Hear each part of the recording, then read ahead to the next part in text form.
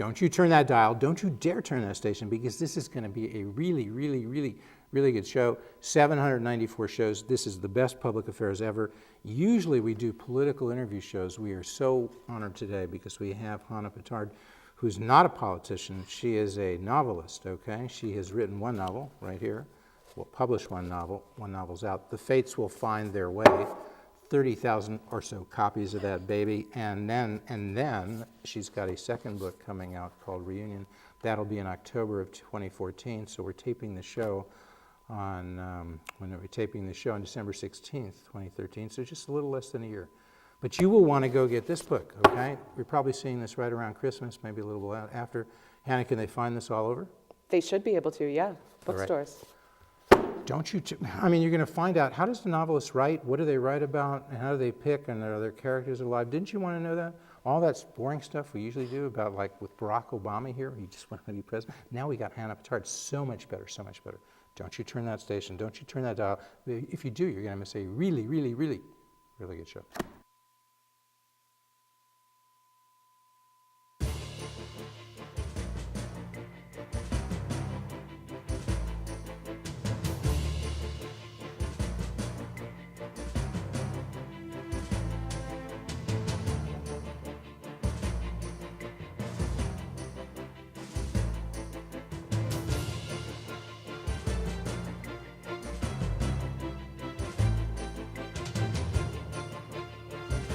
You're watching Public Affairs. Berkowitz is my name, and usually politics is our game. But as I promised, no more politics. Look, it's the holiday season. We're just coming off. The show will probably air a little bit after Christmas, maybe into the New Year's. And so you get that festive spirit. So we could talk about all that boring stuff about a state employee pension plan, who's running for governor on the Republican side. Even it's boring if Barack Obama would hear, okay? But instead, we have Hannah Pittard. So she's written, as I said, this book called The Fates Will Find Their Way. It's kind of an interesting, catchy title. And so, we're just going to jump right ahead. I want to give you a feel for how Hannah Pittard writes. So although we're not going to spend much time on the second book, but she's going to come back. You promised you'll come back to talk about Reunion, and you won't be able to buy it for another 9 or 10 months. We're going to whet your appetite because this is called a reading, right? Yeah. And you're just going to read for our viewers right now from Reunion, which you'll be able to get on the bookshelf in many, many stores around the entire country in October of 2014. Go to it. The thing about cheating, the thing that Elliot and Nell may or may not understand, and this has nothing to do with my father, this is just a fact, but the thing about cheating is that it's easy. It's the easiest thing in the world. My sister says she has a hard time meeting men. She says San Francisco just doesn't cut it for straight women, but she's wrong. All you have to do is put yourself out there. All you have to do is take off your ring and make the decision that you want to have sex. It's a vibe, it's a smell, it's a goddamn animal instinct. I never told Peter, but a month ago he found out. Husbands are always finding out. All right, so you're seeing on the picture now on the screen, the fates will find their way. And that's because you should be going out and you should be buying that book, because we want to get that 30,000 copies up, in sales in the next 7-8 months before Reunion comes out to like 100,000. That'd be great. Would that be okay? Yeah, I'd take it. Okay. Good. And where can they find this? Like at stores all over the Chicago metro area, the fates will find their way? Oh yeah, it's everywhere. It's unabridged, it's Amazon? Women and Children, Amazon, yeah, sure. And they can follow you. They can follow me on Twitter, on Twitter, I don't know. I'm new to Twitter, but they can follow me at Hannah Pittard. Okay. Yes, they should do it. So the thing of it is, if you get right into this book, The Fates Will Find Their Way, which I read because, like Larry King said, he never reads books of the authors because he wants to identify with you folks out there. So because you haven't read the book, he doesn't read the book. No, I read the book. See, it's all marked, not marked, but it's all, dog-eared. Because if you want a good fast read, you can read this in one evening if you're a regular reader. But I was in the slow reading group, so it took me so long. I had to I can't take the book back. I was going to give it back. No, I'm just saying. I could get the money. It's a gift. It's a gift. It was a gift. So the thing You know, it starts out like a kid's book because, can I tell a little bit about it? Sure. So this girl, what's her, Nora Lindell. Nora Lindell goes missing on Halloween. It's every parent's nightmare. Your kid's out there. He turns out it's a she. She's trick-or-treating. How old is she at the time? 16. That's what I thought. It sounded like, I read that toward the end of the book, they talk about her missing since 16. I had the impression, I don't know if you ever said the Edge, or the narrator. The narrator's a guy. They're men. Multiple guys. Mm-hmm. And how do we know? Because I know from reading that was the case. But how do I know there are multiple men narrating? Just because you can tell the character eventually while they're narrating, they say something that lets you know which of the guys who's involved in the story is narrating? Well, it's first person plural, so the we right away should let you know it's a group, and then very early on they distinguish themselves. There are the girls and there are the boys. So, and the boys are we and the girls are they. And so it's always we, so you know it's always the boys. The girls are never narrating? Never. Okay. So the first question that comes to mind, how would you know, like, how a guy thinks? And how he, because a lot of the narration is about how he thinks, right? Mm-hmm. I mean, how would you know? I mean, just how would you know? I can't put it any more simply than that. You know that I'm so tempted to give an answer like that. There's that movie with Jack Nicholson. What is it? As Good as It Gets? Is that what it's called? How do you write women so well? A woman asks him, and he says, I picture a man and then I take away reason and logic or something like that. It's very funny, right? Right. I don't know. I picture a woman and then I take away Take away what? Intelligence and reason. And seriously, give me a serious answer. The serious answer is I grew up with a brother and I grew up with a father, and I pay attention. I'm a writer. I'm a human being, and I think all you have to do is keep your ears and eyes open. And I think as a child, I was definitely more interested in watching what was happening with men and with women, with boys and with girls. And once you start paying attention, it's not about what sex you are or aren't. It's just what you see happening. I watched men, and this is what I saw. Well, that's fine. I mean, look, guys are always thinking about sex, right? I mean, isn't that is how guys are portrayed? That one, they have sex on their mind much more than women, mm-hmm. and two, they're very visual when it comes to sex. So, are those things true as you see it? Because you're a novelist, do you portray the men in your novels, the boys in your novels, as always think, especially the teenage boys? Because this starts out with teenage boys, mm-hmm. and so especially teenage boys. But as they grow older, do they continue to focus on sex? Guys, men, more than women? I think, well, first of all, I think everyone thinks about sex. And I think it's one of those, it's a myth that's been just sort of prolonged, and people believe it or they don't believe it. I don't know. I think it makes men comfortable to think that they think about sex more often than women. Women think about sex. Everybody knows that. Or all women. Do you think most women think about sex as much as men? So it's they probably think about it more often. They're thinking, how can I avoid having sex tonight with my husband? While the man is just, I'm kidding. But I think everyone thinks about sex, whether it's trying to avoid it or some aspect of it or have it.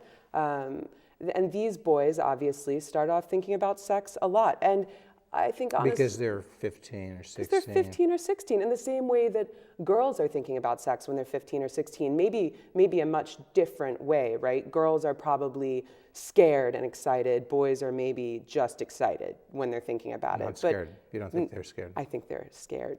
Yeah. S-less. I didn't say it. Scared what? Oh, yeah.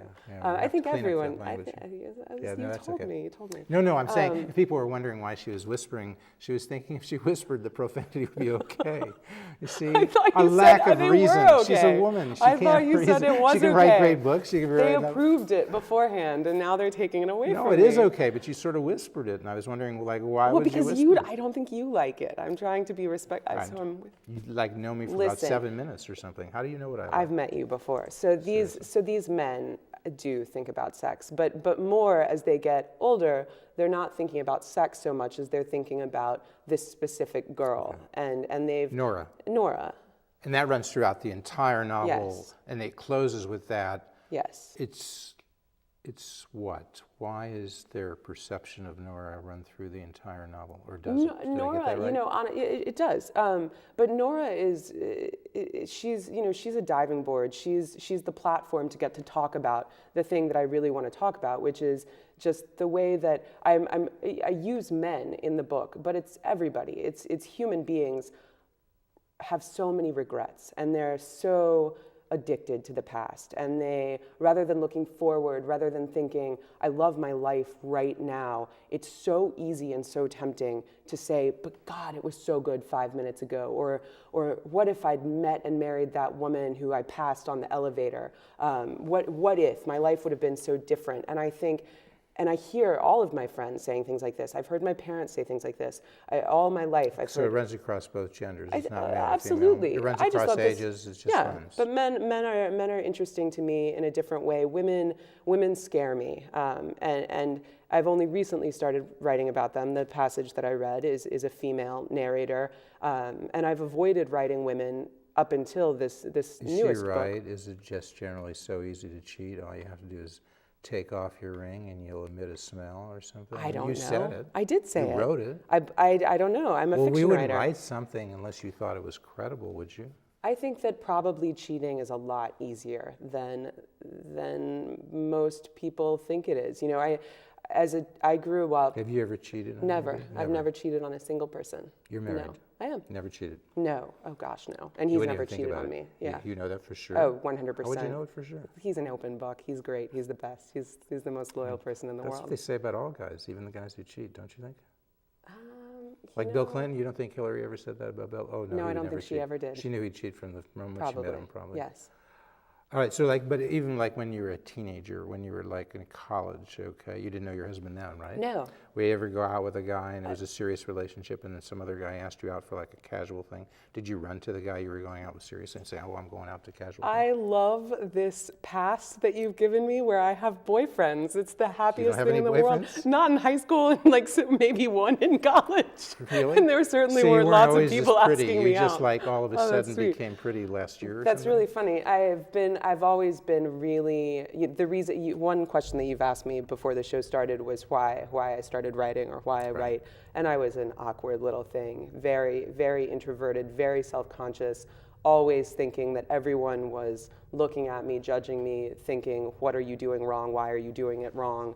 And so even when people wanted to be friends with me, you know, I think a lot of people say, nobody wanted to be my friend. I think a lot of people wanted to be my friend, and I was really scared to have friends because I was sort of tall and gangly. And it was just. You are tall. But I am tall still. Well, like Oh, thank 5'10"? you. What did you say? I'd say 5'11". 5'11". I might even say 5'11 and a half. Might even. Oh, you like being tall. I do like being tall. Yes, so How all tall of is your these husband? things, he's 6'1". Oh, so 6'1 it's and like a half. perfect. Yeah, it's well, nice. it might be better if you're 6'4", but if you wear heels, you're like 6'4", right? And it's great, and I like wearing heels. But And all what of does he feel if you wore 5-inch heels? Is he okay with it? he doesn't mind it. It gives me a little bit of He says advantage. that, but do you, now you're the novelist and you know guys, so he says I don't mind. Do you trust him? I think he likes it when we're looked at. I think he likes that we get stared at sometimes because we're both tall. Yeah, it's good. Yeah. He likes it, Yeah, sure. but you get stared at. Yeah. You sure? I like that he gets stared at. He's a good-looking guy. Oh, no, but so if you're a little taller wearing heels, you think he likes that? Yeah, for sure. Okay. No, it's good. Well, anyway, okay, so Yeah. I digress, okay. Yeah. But it's a big deal. It's a big deal when kids are growing up. You would know this, right? Their height thing.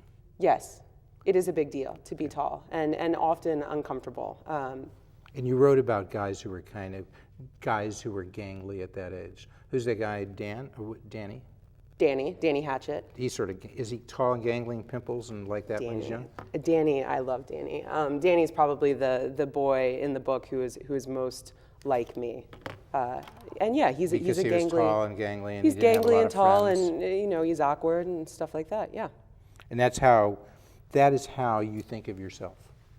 As Like tall you're- and gangly no, and when, awkward. when you were young. When When I was young, I know it for a fact. Yeah. Okay. Yes. So you can identify with that. Yes. Okay. Look, I've got these really long arms, and I still, to this day, think that they're much shorter. I'm always knocking into things. Yeah. So getting back to the book, the Yes. novel. Okay, so Nora goes missing. Yes. And all these guys, well, everybody, initially she's just missing for a day and they do the usual thing, looking for her. Sure. But then time sets in and then she's gone. And then your book picks up later on go back and forth with, and nobody knows, is she dead? Was she killed? You go through various scenarios. I think that's the one people would probably think is most likely. That she was killed? Yeah, Yes. because that's, and then, of course, when you think about it, what's the rest of the book going to be about? So it makes sense that, so we don't find out what happened to her, but it does pick up with somebody who appears to be her, living with somebody. She's delivered 2 kids. He's Mexican, she's, of course, white, and that's all we sort of know. Right?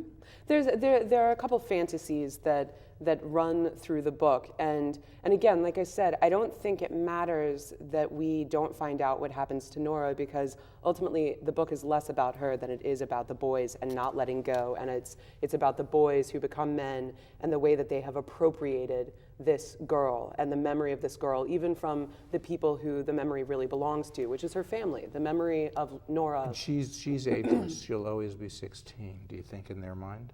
Well, that's what's sort of sick about it, right? She's 16, and they do age her, but they age her in they give her a husband, but he's other than they are. They make him an old Mexican man instead of similar to what they are. They even send her. Wait, how do you know they make him an old Mexican man? Because those are their fantasies.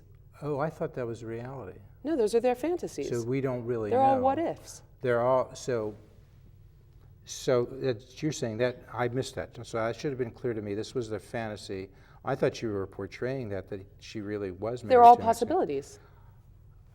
Okay, and another possibility was she dead. Well, I thought you went through these. You actually outline options, Yeah. but then you spend a lot of time do. with the Mexican guy that she's married to. That now she's had these 2 kids, and it appears on that little fantasy or that option, it appears that she had the 2 kids with somebody else. Maybe it was the guy who raped her when she was first kidnapped. Or But maybe he it was married her boyfriend. Maybe but, it was. But it appears it's clear that was the case. That he just finds her with the kids. She's working in a restaurant, or he's owning the restaurant. Somehow he marries her. He takes care of this, Right. and then she has a 3rd kid, and that is through him. Right. In this little fantasy. Yeah. Right. In the fantasy. In the fantasy. Yeah. And so then she's got these 3 kids, and then what happens? Well, then they let go of that fantasy. They decide she's almost too happy, and they don't like that she's too happy. She's found someone that she loves. She's got these kids that she loves, but they can't let her end there. So he leaves the man, she leaves the kids, right? And she goes where? But she's not doing anything. It's the boys controlling her, right? Because it's just the idea of her. So the boys send her to India. They send her to India, and again. Where was that terrorist incident? Where was it? Yeah. In Mumbai? Yeah, and that's what happens in the book. That's right. She's seen there by these guys because it just so happens she happens to be where this terrorist incident is, Right. and they're watching TV and they think they see her. Which is ludicrous, right? And It's not absurd. ludicrous. I believed it. I believed it all. Well, this is great. I'm so gullible. That's great. You're one of the guys. Women, just don't. I'm so gullible. Would you stop lying to me? I've just been lying to women all my life, and you just continue this tradition. I'm not here. lying. This Well, is this fiction. book, I was taking you at your word.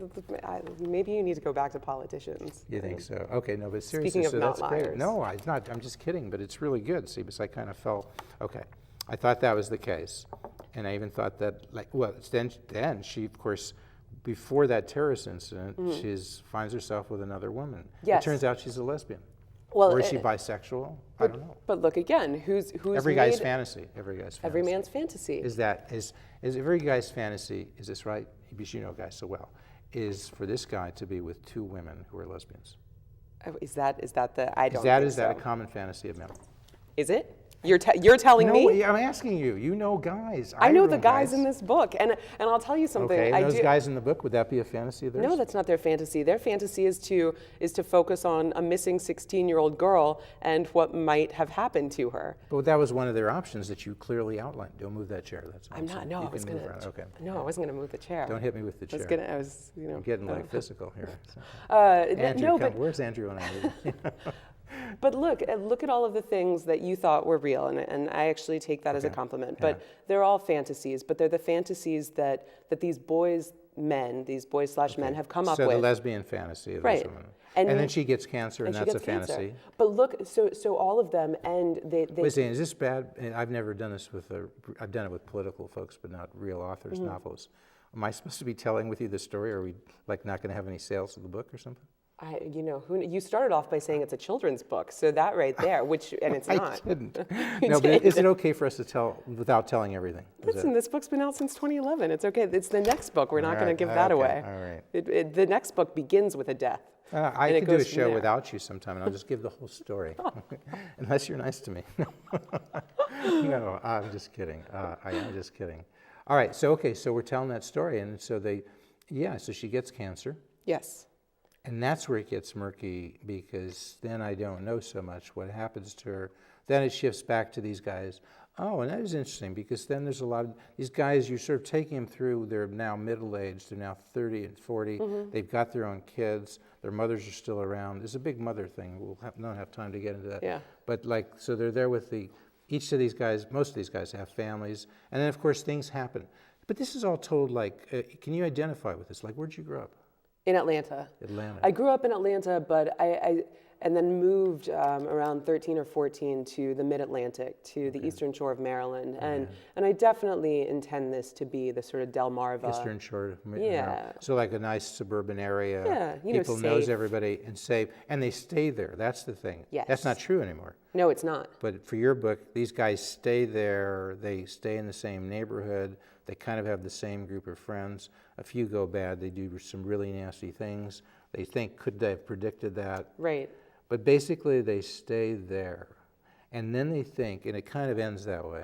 I don't care what you go away the ending, because I think it's kind of really relates to every guy's problem, not every person's problem.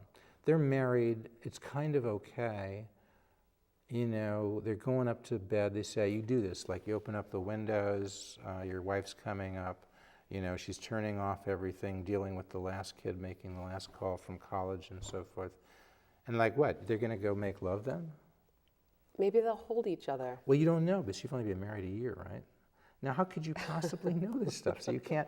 Are you writing in the reunion about people who've been married a length of time? Because without experience, how could you possibly know? You're kidding, right? You can only write about what you know?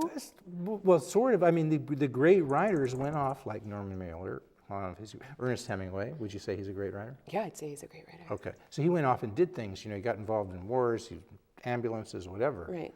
You could never, if you just grew up in Winnetka and stayed here and worked at Homer's and then went to University of Illinois and then got a job in the bank and got married and had a nice family, you think at 35 he could write a great book? Of course not. Well, there's a difference between being a professional shut-in and not reading and not being out and not talking to people and getting to know people and not seeing how the world is being lived around you. There's a difference between being the kind of person who shuts himself away and thinks that he or she can write a great but you know book. what I mean. You have to do something. But is your book at all autobiographical? This book? Yeah. These are every will single find boy their in way. this book is me. I mean, all of Every them. single boy is they're you? all of these characters are me. The men are you? I gave them I mean, how could penises no- and people, and I can't tell you how often men read this gave book. them penises? All the men who I know who have read this book say, "I can't believe you wrote about me. I told you those So this is stories not like a in chick secret." flick. This is like for guys too. The men more than women that I encounter. You know them. So, who's the guy who interviewed you for NPR? Who's that guy? Scott Simon. Okay, like fair to middling. No, he's good. Seriously, He's good. I should be so good. Okay, so but that really scared him that you knew so much about guys, right? It did, yeah, and it was a great compliment. He said the reason he called my agent and said I wanted to come on the show because he had read the book just after spending a weekend with a friend, one of his old friends, and they get together once a year. And then he'd read the book shortly after that, and he thought, how does she know what I just did last week? How do you know guys jerk off as much as you say they do? I don't even know if they do, but you seem to suggest they do, right? I mean, they've got this thing. What are they going to do with it? It's just hanging out there. Of course they're going to do something with it. I don't know. I just used my imagination. I mean, that's the other thing. You say Hemingway went off and did stuff, and you're right. I mean, Other than jerking off. that's right. Yeah. Yes, and so he could write a great book. Right. I do go outside and I talk to stuff. people and I do things. But there's an author, Stephen Dixon, who taught at Johns Hopkins for a long time, and I remember reading an interview that he gave once, and he has a novel that begins. It's called I, the letter I, as the first person. And it begins with this young man who is living in Paris above a Chinese restaurant. And in an interview, they said, "You captured Paris so well. How did you do that? How many times did you go over there to research?" And he said, well, I've never been to Paris. And the You just interviewer, read about it, or the what? interviewer said, but how did you write it so well? And he said, I'm a fiction writer. I used my imagination. He didn't research it. He just thought, this is what I think Paris is. Right. And he wrote it down and he But captured it. but you didn't just make fiction about these guys. He said it was scary, but okay, but seriously, you've observed a lot of guys over time. You have gone out with guys. I have. Okay. Not many. Well, some. What do you mean not many? You know what it How is? many guys Here's- would you say you've gone out with before you got married? This is such a strange question. I don't know, It is. 10? 10? Maybe 10? Really? Yeah. So that's like a limited sample. I know. No, okay. But Listen, for real though, you know, there are those people, there's that television show, there are all of them now, Criminal Minds, things like that, where they solve crimes because they read people, and it turns out that's really what psychics do. Psychics aren't psychics, they just pay attention. I think that there are some fiction writers that have to, you know, they go out and they fight with the bulls, and then they come home and they happen to they've got the story like in their bellies, and they're Hemingway, and they just write it out there, and it's the most beautiful thing you've ever read. But then there's maybe a fiction writer like me, and I think I'm one of those. I'm not a psychic, but I pay attention. I'm reading people constantly because I love it, and I love to see what people. So like when you go to a restaurant, you like to people watch all I'm the time. so annoying to go to restaurants with, and half the So time you're always watching, observing. I'm watching, I'm observing, Listening. I'm always listening. So to write good dialogue, and there is good dialogue in this book, you really have to have an ear for it, and part of it's just listening to how people talk. I think so. Yeah. People very rarely speak to one another, you know, actually respond. Your characters actually, Like you that. create them, do they like tell you, do you sort of listen to them? Do they become so real? It's not like you're sitting down and just writing. And by the way, when you sit down, you do write, like with the TV on? You said that to me. Sometimes, yes. Sometimes I like Seems to like have. it'd be terribly distracting. It's not though. Like this book was written with the NBA finals happening in the background, and I don't care about the NBA. Finals? Oh, My you just husband like has- that? He's taught me. Because he's okay. I care Well, about he's the the only individual guy players. you can be in the room with alone, right? Is this true? No, I didn't say alone. What I did you said say? the only person I can sit, and I said person. I didn't say guy. I didn't say man. I only didn't say person. Oh, woman. I just assumed I it was a said guy. the only person I consistently want to be in a room with. Consistently. Yeah. Okay. Because maybe I would be. What happens with other people? You don't like to You want to be in start the room itching. that much? Yeah. Yeah. They get on your nerves, so to speak. I think it's me. I get on my nerves. I don't know. Okay. No, but I asked you how you write, and you sort of made a joke. You said you write with guts and heart, right? Yeah. Is that a joke? No, but you gave me other things, Oh, I like did, with a with little my light computer. on, with Right, your right, right, computer. Cutesy, very cutesy. I didn't mean it to be Well, cute. I didn't know what I you. can understand. You wouldn't take me seriously Can- because I do political the interviews. question, Like, can well, you we- probably even think, like, why am I even having you on? Hold on. The question was, I write with blank, blank, and blank. I didn't know if we were Precision, going. economy, and skill. Because I heard somebody say that once in a Winnetka Middle School. Isn't that right? He was trying to teach maybe like to write narrative. Precision, economy, and skill. Well, I really like that. That's great. You don't. No, I do. You do? I really do. I think look that's at you. fantastic. Okay. I love economy. Well, that's why I gave you some blanks, and you filled in blanks with guts But you and didn't heart. say. I mean, it should have said like a Mad Libs underneath. It should have said abstraction, or give me a very concrete, a noun perhaps, or an adjective. I wasn't quite sure, so that's why I was giving you options. No, it was excellent. It's an excellent book, and have I missed something? What would you have wanted to talk about? We only have a minute or two left. Thanks so much for coming. Our guest has been Hannah Pittard. She's a teacher at DePaul University. She is a visiting assistant professor. They use that phrase oddly because you've been there now 3 years. I've been there. I'm on my 4th year. Yeah. And you got your degree from the University of Chicago, right? You're My a proud undergraduate alum. degree. A My proud graduate alum. degree from Virginia. But yes. University of Virginia. Yes, I'm also a proud alum there. You've done actually, you're only, can I say your age? Yeah. You're only 35, which is really incredibly young, but you've really done You told me I was old. You told me I was old before the interview. You did. You said that's very old. You're much older, is what you said. Joke. I don't even know what that was in reference to. I don't know. I don't think we're gonna, I don't think we're gonna connect. We met each other on Match.com. It would just like be so disastrous. Would it be? Don't you think? I don't know. I mean, I don't know. Yeah. Well, maybe we should try it. Well, you got I have this a husband. I don't Yes. cheat. I write about cheating, so I All don't right, have so to. anyway, she'll be back. It's She'll be the talking process. about Reunion. You should run to the store to buy. The Fates will find their way. You can find it all over. All kidding aside, this is